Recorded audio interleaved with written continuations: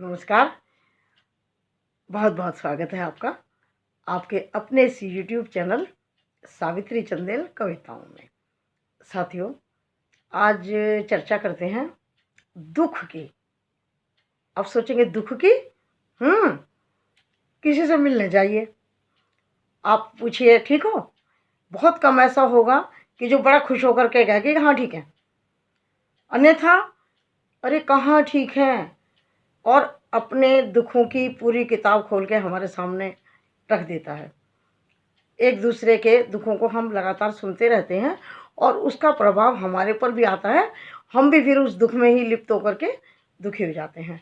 तो उसी दुख की चर्चा आपसे आज करती हूँ। तो दुख साथियों क्या होता है, क्यों मिलता है, क्या कारण है दुखों का, इस दुख से छुटकारा कैसे होगा? तो दुख साथियों तीन प्रकार के हैं। तीन प्रकार के दुख हैं।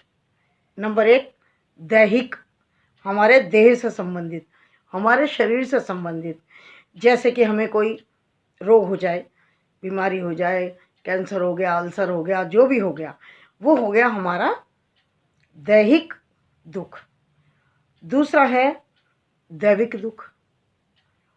अब वो कौन सा हुआ कि जो प्रकृति की ओर से हमें मिल रहा है, हमने अच्छे कार्य किए तो उसका हमें अच्छा फल मिला, और जो हमने कुकृत्य किए, बुरे कार्य किए, उसका हमें बुरा फल मिला।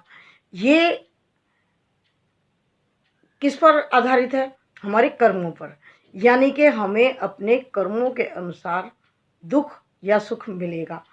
अब वो कहते हैं कि वो तो ईश्वर के हाथ में है। ईश्वर के हाथ में तो है, थोड़ा सा हमारे हाथ में भी है कि यदि हम अपने कर्मों को अच्छा बनाएंगे तो उसका फल हमें अच्छा ही मिलेगा। ये हो गया आपका दैविक दुख। तीसरा है भौतिक दुख, कि जो प्राकृतिक आपदाएं होती हैं, प्राकृतिक आपदाएं जैसे बाढ़, तूफान, भूकंप, ये हो गई आपकी प्राकृतिक आपदाएं। तो तीन प्रकार के ये हमारे दुख हो गए। अब भाई इन दुखों का कारण क्यों है, क्या है कारण? क्यों हम किसी ना किसी बात से दुखी होते रहते हैं? इसका कारण है हमारा मन। क्यों है मन? क्योंकि जब हम मन से विचार करते हैं तो ही हमें सुख और दुख का अनुभव होता है। अगर कोई कार्य हमारे मन के अनुकूल हो गया तो हम बड़े खुश हो गए, और कोई हमारा मन के अनुकूल नहीं हुआ, मन के अनुसार नहीं हुआ, हमने चाहा ऐसा हो जाए, नहीं हुआ, तो हम दुखी हो जाते हैं। तो कारण दुख का क्या हुआ? हमारा मन। और जब हम मन में ये विचार करना बंद कर देंगे कि जो हो रहा है ईश्वर की मर्जी से हो रहा है, ठीक है, तो हम बहुत अधिक दुखी नहीं होंगे, उसका प्रभाव हमारे ऊपर बहुत अधिक नहीं पड़ेगा।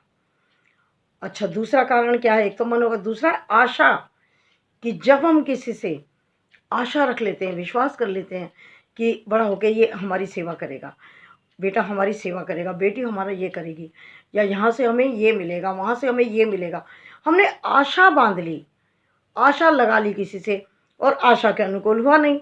हमने सोचा था ऐसा होगा ऐसा होगा, हमने अपने ताने बाने बुन रखे थे, और हुआ क्या? जो राम रचि राखा, राम रचि राखा वही होगा, हमारे कहने करने से नहीं हो रहा।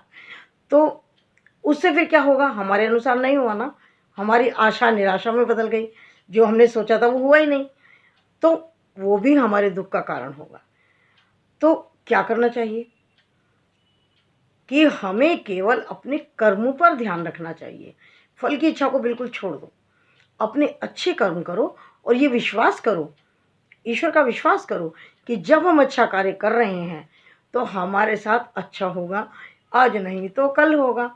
तो भगवान पर विश्वास रखें, अपने कार्यों का निरीक्षण परीक्षण करते रहें, जानबूझकर किसी को कष्ट ना दें, किसी का दिल ना दुखाएं, किसी का धन ना हड़पें, कभी किसी का पैसा मत मारो, किसी मजदूर की मजदूरी मत मारो, किसी के दुखी दिल से पैसा मत लो। वो पैसा देगा लेकिन बड़ा दुखी होकर के देगा। इसलिए हमेशा अच्छा सोचो, अच्छा करो, सब कुछ अच्छा होगा और दुख से मुक्ति भी मिलेगी। ठीक है ना? तो अपने मन को स्वस्थ रखना है, उससे हमारा तन भी स्वस्थ रहेगा। और दूसरा, बहुत अधिक आशा हमें किसी से नहीं करनी। अच्छे कार्य करेंगे, ऊपर वाला अपने आप सुख देगा, सब कुछ मिलेगा, है ना? तो आशा है आपको ये विचार शायद अच्छा लगो। अच्छा लगे तो लाइक, सब्सक्राइब और शेयर। ठीक है? तो बहुत बहुत आपका धन्यवाद। नमस्कार। मिलते हैं आप अगली वीडियो में। तब तक के लिए नमस्कार, प्रणाम, सत श्री अकाल, आदाब।